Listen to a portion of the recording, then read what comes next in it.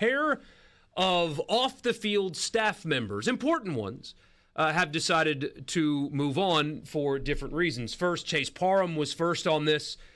Director of Recruiting Strategy, Kelvin Balden, has taken a elevated role, is what it's being called, at LSU. He's going to work for the GM at LSU, a position that he was not he did not have at Ole Miss. So you call it a promotion, whatever. It's so hard to figure out what all these titles mean.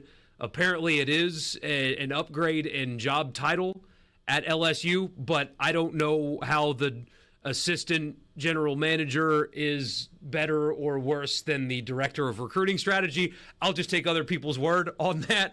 Yeah. But he is off to LSU. He's a rock star, though. He is a guy that is a name that if you follow recruiting in this state, his name pops up a lot. All the time.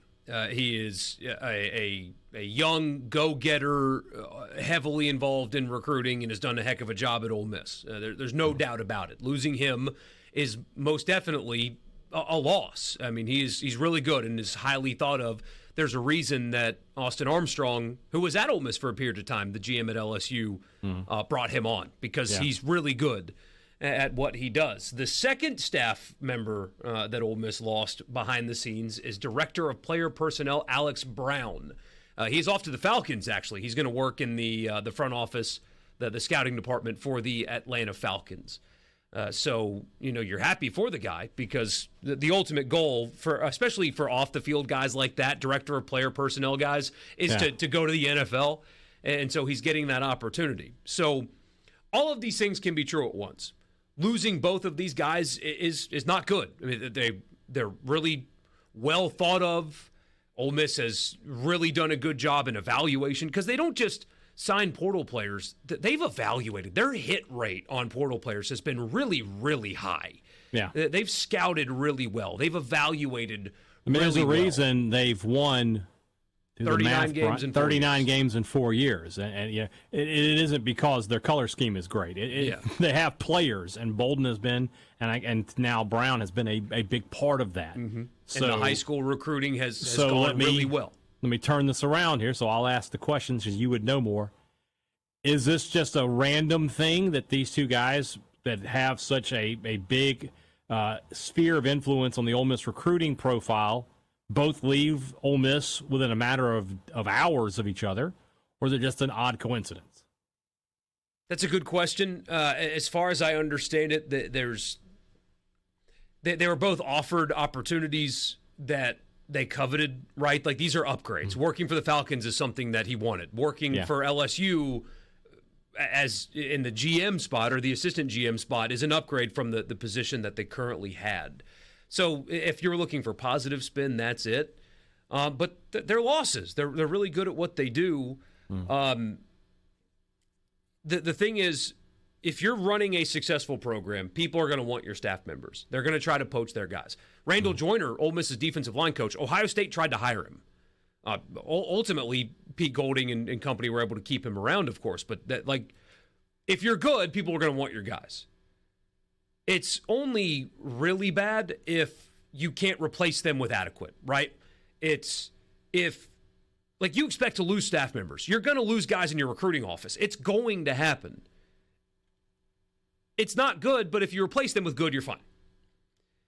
The task is for Lane Kiffin, Billy Glasscock, and the people that work for Ole Miss is to make sure that their replacements are adequate. But there's certainly losses. They don't have to be super mega impactful as long as they hire right. And with Pete Golding and Glasscock and Kiffin's connections, you think that they would be able to find a director of player personnel and a recruiting guy to fill those roles and do a good job. But until they do, you don't know. It's such a weird thing because you can talk to people and find out how good these guys are at their jobs, but there's no way for us to really know how good they are, right? We know how good Pete Golding is because his defense plays on the field, right? I disagree with you, though.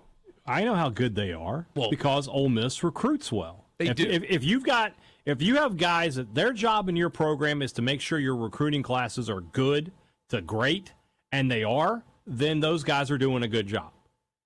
Nobody's putting together great recruiting classes with terrible support staff.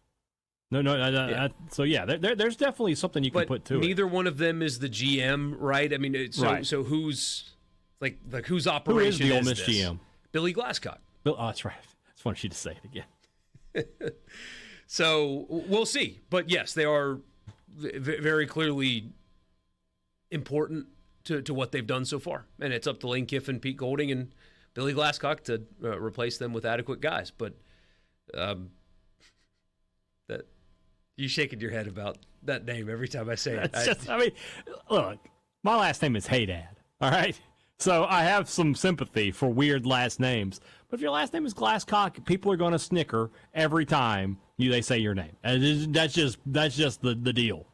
Yeah, he makes more money than me, so he can laugh. It'll be all right. Somebody says Golding was poached too. Keep it in context. What do you mean?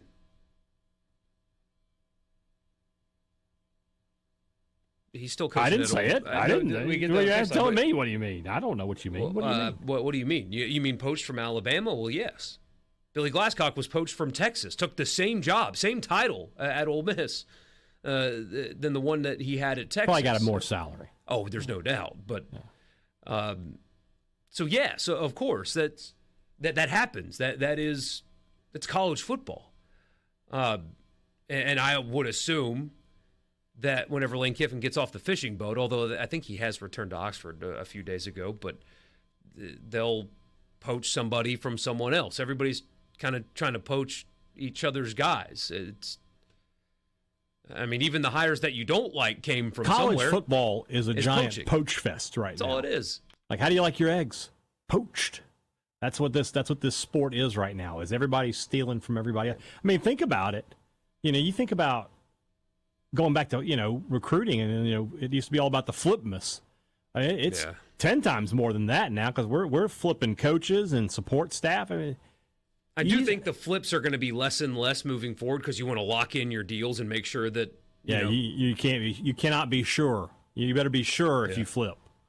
That's a good point. Preston says, no, remember, Bama fans were glad Pete left. That's because they were idiots. And the people, not everybody, but some of the people that cover that program were idiots too. They think that you're supposed to have a defense that has the same numbers that you did in 2008. And so when Pete Golding had a top 10 defense every year at Alabama, they called him a bum. Oh, man. They said he looked like a bum. That's different. He's got the hair. He's like. It looks like he's lost some weight, got himself into. He's Dollar General Rob Ryan out there. Pretty much, but yeah.